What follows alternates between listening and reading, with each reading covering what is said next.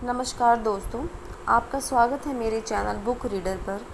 आज की हमारी कहानी है कफन और इसे लिखा है मुंशी प्रेमचंद ने। कहानी शुरू करने से पहले अगर आप मेरे चैनल पर नए हैं तो सब्सक्राइब करें और अगर आपको ये मेरी कहानी पसंद आए तो प्लीज़ शेयर करें।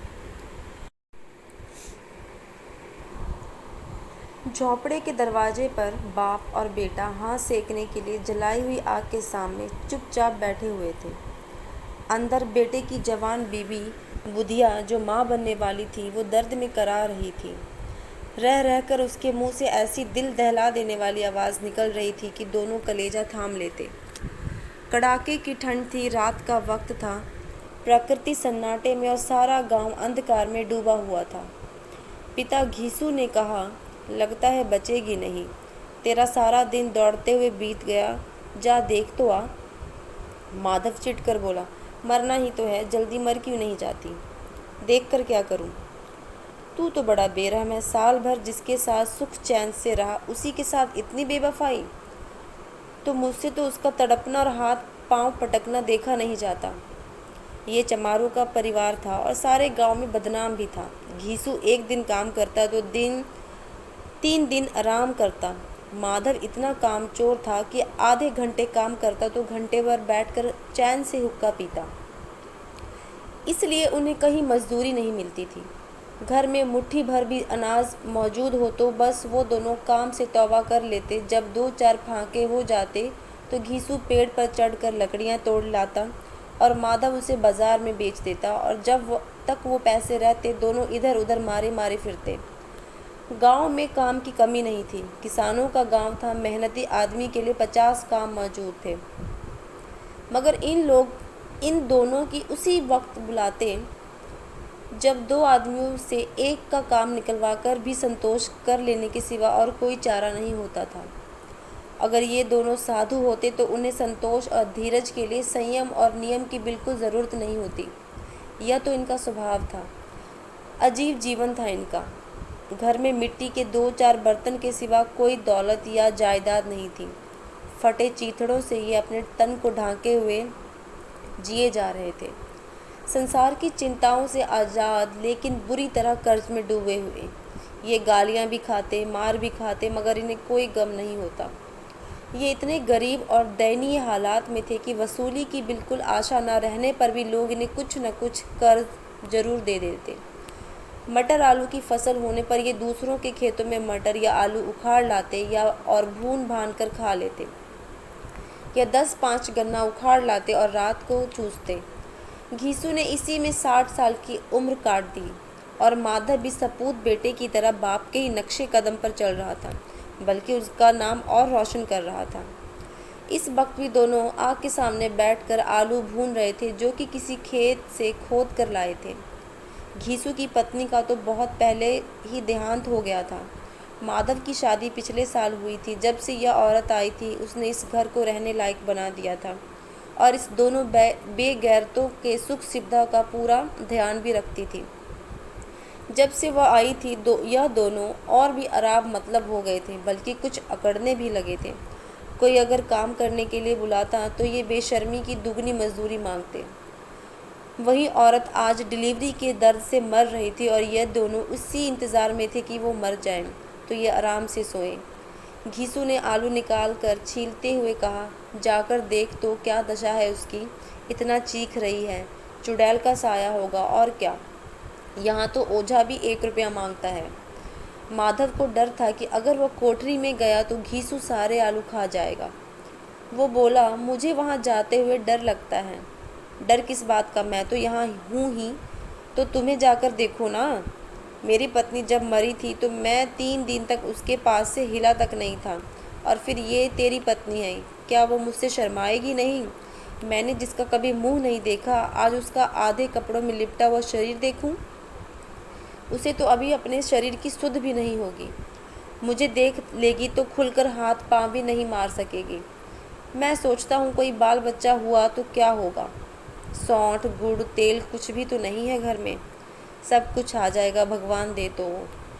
जो लोग अभी 1 पैसा नहीं दे रहे, वे ही कल बुलाकर रुपए ले देंगे। मेरे 9 लड़के हुए, घर में कभी कुछ नहीं था, मगर भगवान ने किसी न किसी तरह बेड़ा पार लगा ही दिया था।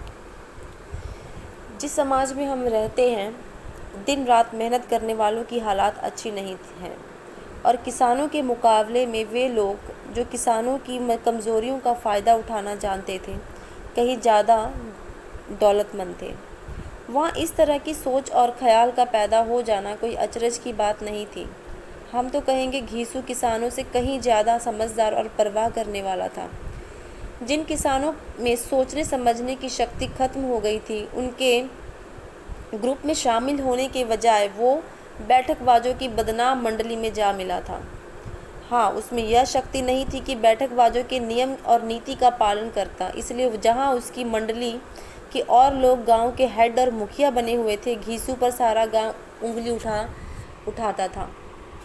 फिर भी उसे यह पूरा यकीन था कि अगर वह फटे हाल है तो कम से कम उसे किसानों के जैसे जी तोड़ मेहनत तो नहीं करनी पड़ती, और उसके भोलेपन और बेवसी का दूसरे लोग गलत फ़ायदा तो नहीं उठाते।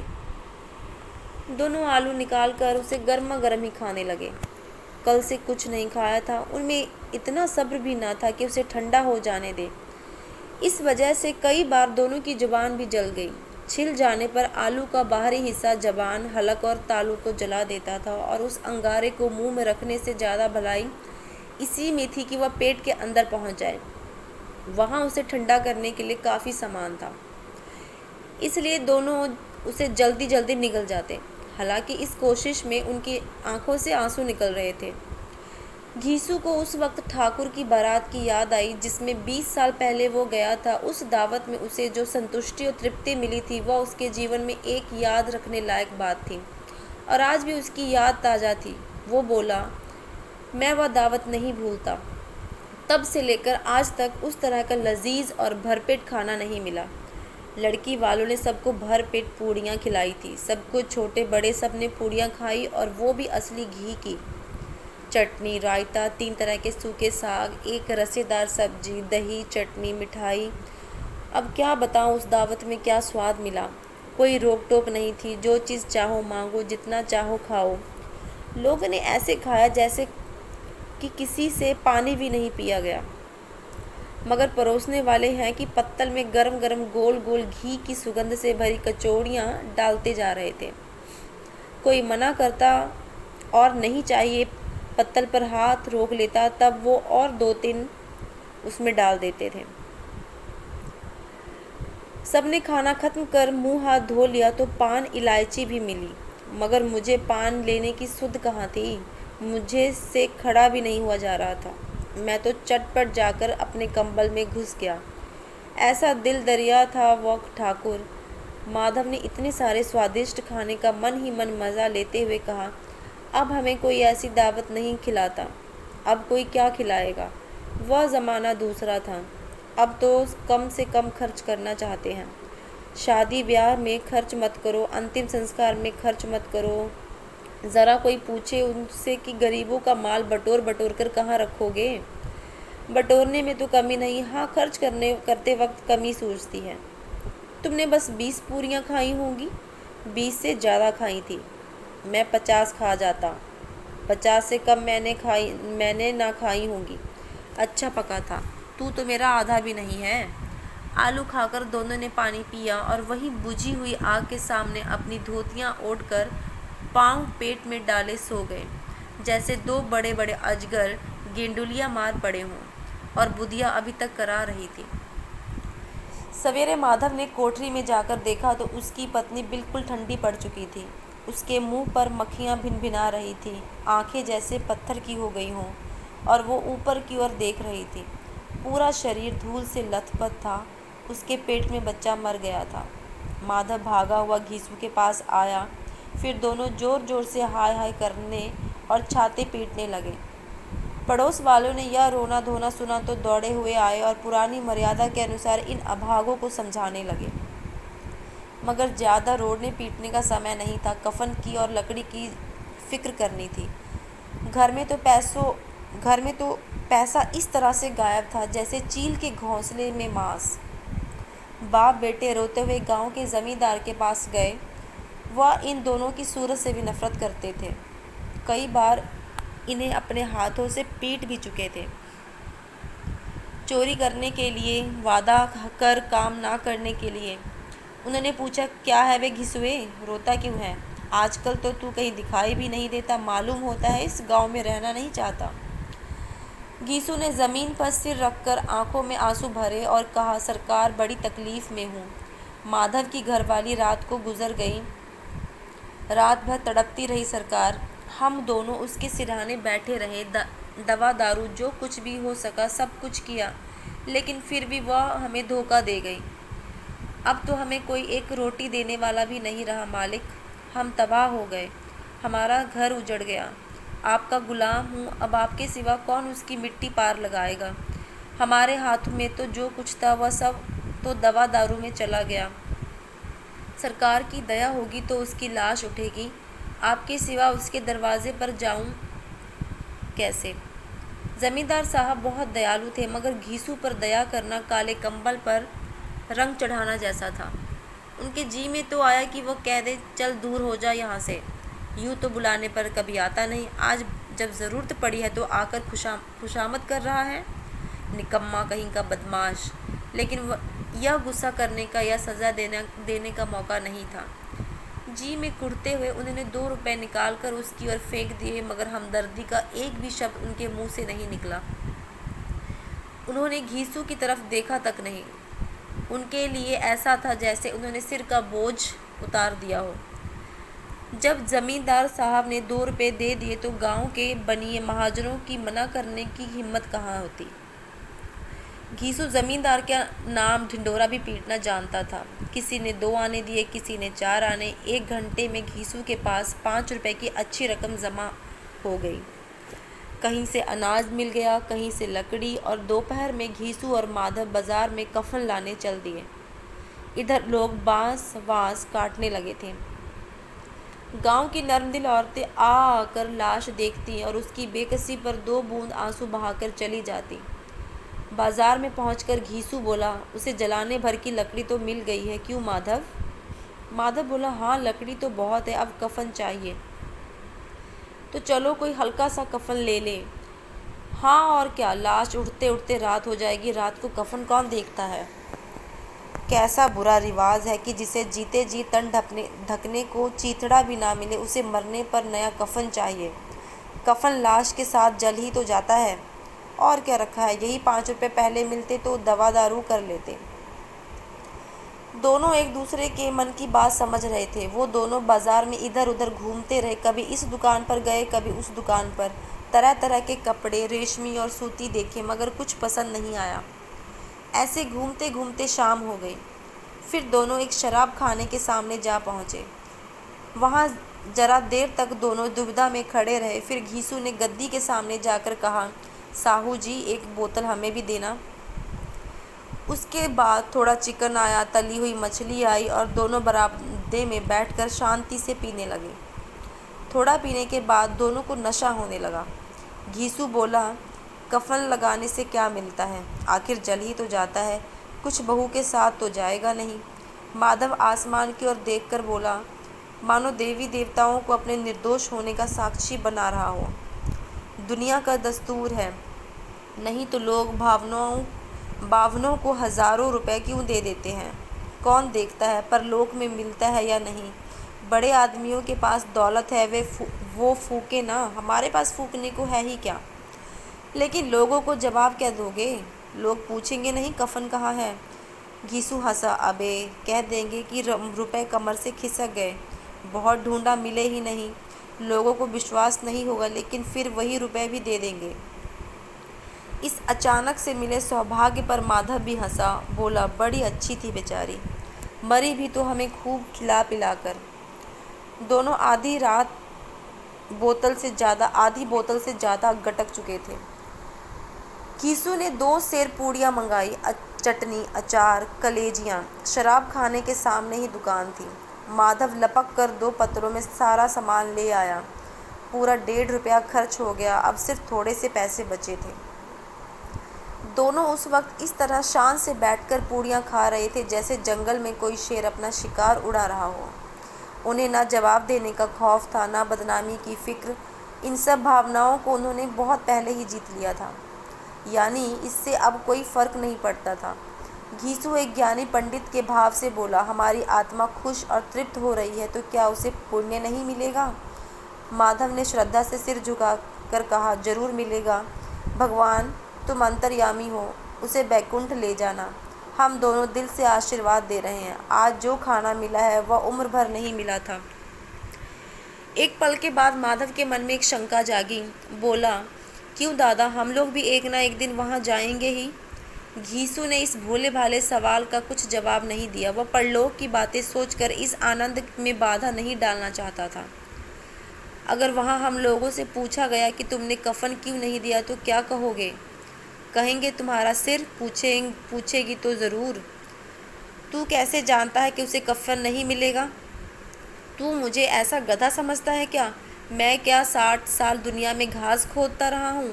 उसे कफन मिलेगा और बहुत अच्छा मिलेगा। माधव को विश्वास नहीं हुआ। वो बोला, कौन देगा? रुपए तो तुमने चट कर दिए, वो तो मुझसे पूछेगी। उसकी मांग में तो सिंदूर मैंने डाला था। कौन देगा बताते क्यों नहीं? वही लोग देंगे जिन्होंने अब तक दिया है। हाँ, इस बार रुपए हमारे हाथ नहीं आएगा। जैसे जैसे अंधेरा बढ़ता जा रहा था, सितारों की चमक तेज हो रही थी। शराब खाने की रौनक भी बढ़ती जा रही थी।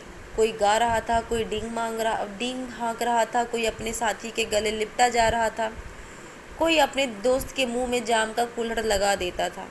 वहाँ के माहौल और हवा में ही नशा भरा हुआ था। कितने तो यहाँ आकर एक चुल्लू भर में मस्त हो जाते थे। शराब से ज़्यादा वहाँ की हवा उन पर नशा करती थी। जीवन की मुश्किलें उन्हें यहाँ खींच लाती थी और कुछ देर के लिए वो सब भूल जाते थे कि वे जिंदा हैं या नहीं। और दोनों बाप बेटे अब भी मज़े से चुस्कियाँ ले रहे थे। सबकी निगाहें उनकी ओर जमी हुई थी। दोनों कितने भाग्यशाली हैं, उनके बीच में पूरी एक बोतल शराब रखी है। भरपेट खाकर माधव ने बची हुई पूड़ियों का पत्तल उठाकर एक भिखारी को दे दिया, जो खड़ा उनकी ओर भूखी आंखों से देख रहा था। किसी को कुछ देने का गर्व, आनंद और खुशी वो पहली बार अपने जीवन में महसूस कर रहा था। घीसू ने कहा, ले जा, खूब खा और आशीर्वाद दे। जिसकी कमाई है वो तो मर गई, मगर तेरा आशीर्वाद उसे ज़रूर पहुंचेगा। रोम रोम से आशीर्वाद देना, बड़ी गाढ़ी कमाई के पैसे हैं। माधव ने फिर आसमान की तरफ देखा, कहा, वो बैकुंठ में जाएगी दादा, बैकुंठ की रानी बनेगी। घीसू खड़ा हो गया और जैसे खुशियों की लहरों में तैरता हुआ बोला, हाँ बेटा, बैकुंठ ही जाएगी। उसने कभी किसी को सताया नहीं, किसी को दबाया नहीं, मरते मरते भी हमारी ज़िंदगी की सबसे बड़ी इच्छा पूरी कर गई। वह बैकुंठ नहीं जाएगी तो क्या मोटे मोटे लोग जाएंगे, जो गरीबों को दोनों हाथों से लूटते हैं और फिर अपने आप पाप धोने के लिए गंगा में नहाते हैं और मंदिरों में जल चढ़ाते हैं। श्रद्धा और इज्जत का यह रंग तुरंत ही बदल गया। नशे की यही तो खासियत होती है, भावनाएं पल पल रंग बदलती हैं। अब दोनों बाप बेटे को दुख और निराशा का दौरा उठा था। माधव बोला, मगर दादा, बेचारे ने जिंदगी में बड़ा दुख भोगा, कितना दुख झेलकर मरी वो। वह आंखों पर हाथ रखकर रोने लगा, चीखें मार मार कर। घीसू ने समझाया, क्यों रोता है बेटा? खुश हो कि वह माया जाल से आज़ाद हो गई, जंजाल से छूट गई। बड़ी भाग्यवान थी जो इतनी जल्दी मोह माया के बंधन से तोड़ दिए। और दोनों खड़े होकर गाने लगे, ठगनी क्यों नैना झमकावे ठगनी। पियकड़ों की आंखें उनकी ओर लगी हुई थी और ये दोनों मस्त मगन होकर गाए जा रहे थे। फिर दोनों नाचने लगे, उछले भी, कूदे भी, गिरे भी, मटके भी, भाव भी बताए, एक्टिंग भी की और आखिरी नशे में मदमस्त होकर वहीं गिर पड़े। ये कहानी हमें क्या सिखाती है? मुंशी प्रेमचंद जी की यही तो खासियत थी। वो हल्के फुल्के अंदाज में ऐसी बातें सामने रख देते थे जो आत्मा को झकझोर देती हैं, हमें सोचने पर मजबूर कर देती है। अब इस कहानी को ही देख लीजिए, किस तरह उन्होंने समाज की हकीकत को बयां किया है। उन्होंने बताया है कि समाज में अमीर और गरीब के बीच फैली इस असमानता ने कैसे दोनों बाप बेटों को भावनाहीन बना दिया था। तो आज की हमारी कहानी यहीं तक। आशा करती हूँ आपको पसंद आए।